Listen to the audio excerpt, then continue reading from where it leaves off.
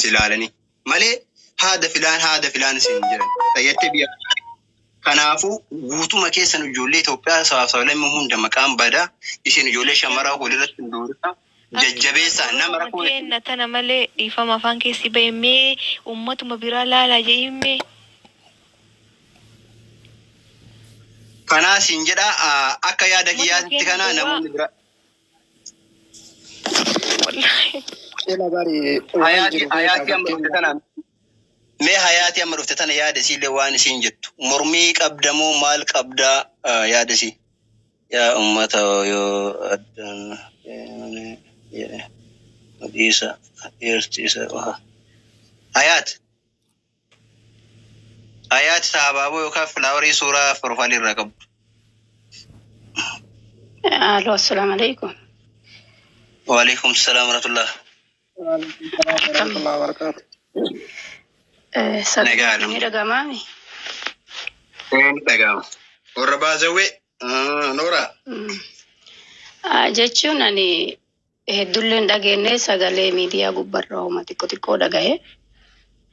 أني وانجتشو بربادي وان براوسون تين دبنا ما تيكوني شمران كنا بروم ستها نتي أما واني تهي دوانغوري تهي mucha yosan hamile kennu fidamale akkas baga goote ma fakkana goote ma fakkas taate baga balleessite yoo jenne mucha yoontuni rakkina sammuu irra gahuu danda'a gaafisii lubbuun addunyaa kanarraa deemte faayidaan nuti keessa argannu maali?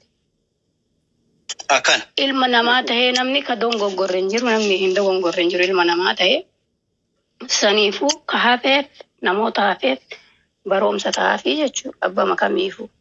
Isi tanaaf immoo wanni kute wanni dabre bira dhaabatanii namni ilmi namaa ta'e kan waan balleessin hin jiru hamilee kennanii fi akka sammuun isii nagaa taatu malee irratti waan negatiif guurratti dabalanii maaltu itti dhagame isii. Dhugaa wallahi. Kanuma hidhaarra nulle. Ani kanaaf wanni tare jira wanni godhan hin jiru. Dabre jira ilmi namaa kan dogoggora hin jiru dogongora keessa galte ta'e garuu ta'uun qabu ta'e jira. Eegata hirraayi waan ta'e san maaf akkana ta'e maaf akkas ta'e jedhanii waan san wal ajeeffaturra. Isii tana kalaas akka isiin cinqamte namoota meeqa wallahi namoota waan akkanaa kanaan ka lubbuu namallee dabarsee jira. Ka lubbuu ofillee dabarsee jira jechuun probleemii akkanaa kanarraa akka namni naan agarree jedhee kanaaf nuti yoo danda'ame mucayyoo san cinaa dhaabbanne wanni dabre jira lubbuu isii baraaruuf jecha waan gaarii isiin tun nama jireenya keessa jiru. Nafakkaate akka dhagayetti sagalee wayii beekamu. Saniif waan hafee nuti warroonni hafee isirra shamarran kenna kaafee mucayyoo tanarraa barumsa fudhatanii of eeggannoof godhu amma booda. Isii tanammoo wanni dabre jira hamilee kennuuf akkanuma jechuu barbaade waan biraa osoo hin ta'in. Akka rakkinna sammuu akka hin seenne akka waan adda addaa lubbuu isiirra akka rakkinna hin geenye.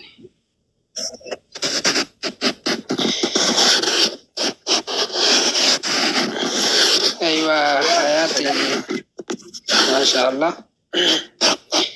hundi keessanuu yaaduma tokko na fakkaata laakiin garuu ayyaanni keessan yaanni kiyyaa fi keessan waliif haalladha maaliif dhugaa dubbachuudhaaf waliif haallaa biraa osoo hin taane akkuma marratti fakkeenyaaf nama waa balleesse tokkoof yoo haamilee ta'an nama waa tolche tokkoof hoo maal ta'an gaafidha jechuudha amma kun fakkeenyaaf amma abdii akkuma mataa kan keessattuyyuu nama waa balleesse tokkoof yoo haamilee ta'an nama waa tolche tokkoof hoo maal ta'an. Nagaafatte ziyaadna fakkaate akkuma manaatitti yoo andadhabe ummanni manaatiif kan alaallee naadee garuu namni waa tolche silaa beekaadhaa tolchaa. Isiin tuni dogongorti jennee jirra. Dogongora isiin dogongorte isiin ofi bartee jirti. Nutillee irra arginee jirra. Muutii godhadhume yeroo tokko namoonni muutii irra hin jira sagaleen keessan deddeebi'aara. Isiillee dogongortee jirti. Nuti amma kan jedhaa jirru.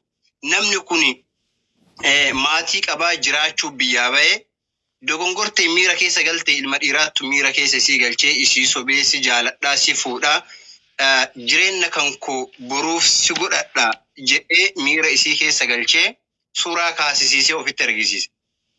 Isii qofaa miti hedduun namaa ni jirani kan wantoota akkana ilmi dhiiraallee baatee deemuu ka dubartiillee baatee deemtu baay'eetu jira jechuudha. Sigaltee nama kamiyyuu carraan irra hin geenne gadi hin baane malee akkuma ati dura jette dhiirri martinuu baateetuma deema.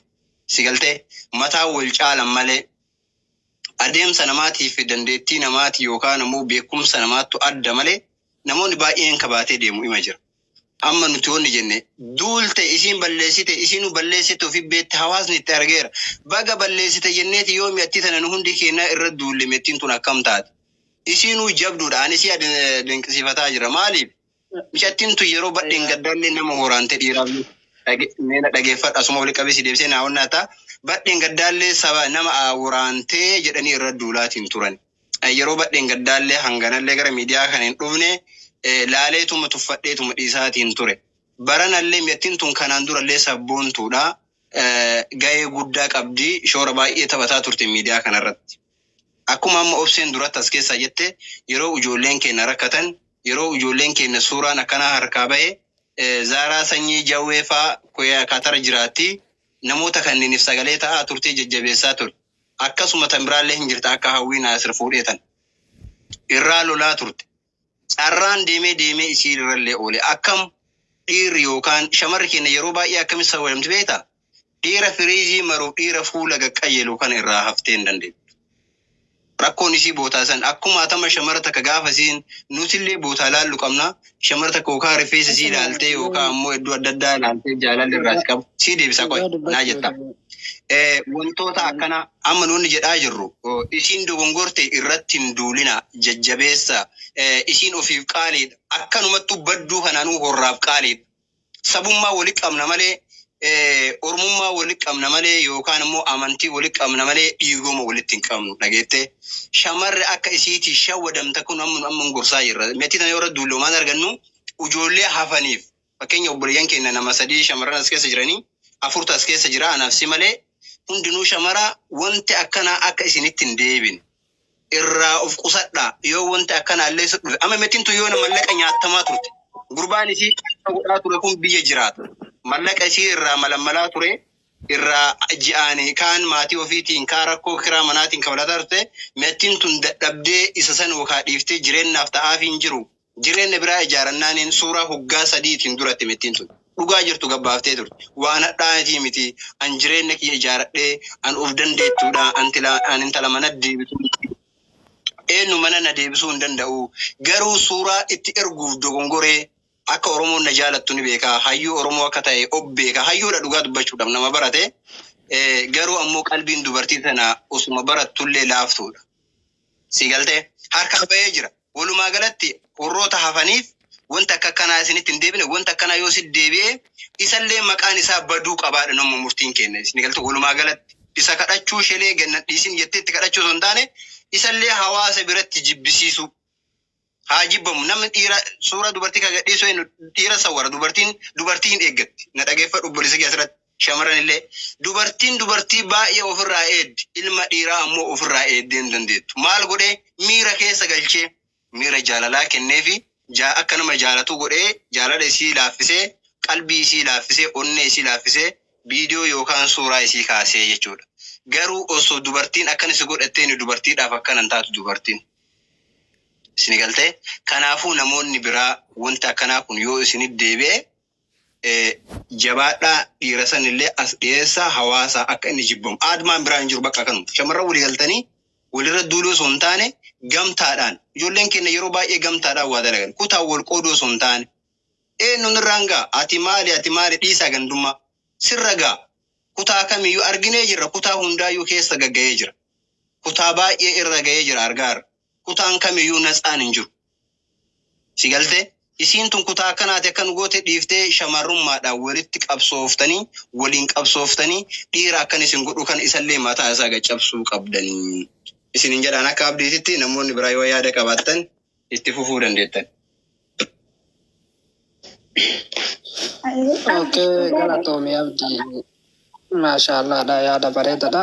Laakiin garuu gaaffii duraan si gaafadhee fi anilleen ka jedhee wanta biraa osoo hin taane yoo nama waa balleesse tokkoof deeggarsa ka dubbatan taate nama waa tolcheef immoo maal dubbatanii gaafii gaafadde maalii fi fakkeenya fi namni waa balleesse tokko balleessaa ofii fudhate sirriidha. Laakiin garuu maal jedhe ilmatu maal jedhe beektaa abbaan osoo gaafa jalqaba mana keenyatti waa hattu san abbaan kee yookaan kanarraa muree yookaan immoo waan biraan godhe gabbayee qottilee sangaa biraatti hin taruu jedhe beektaa.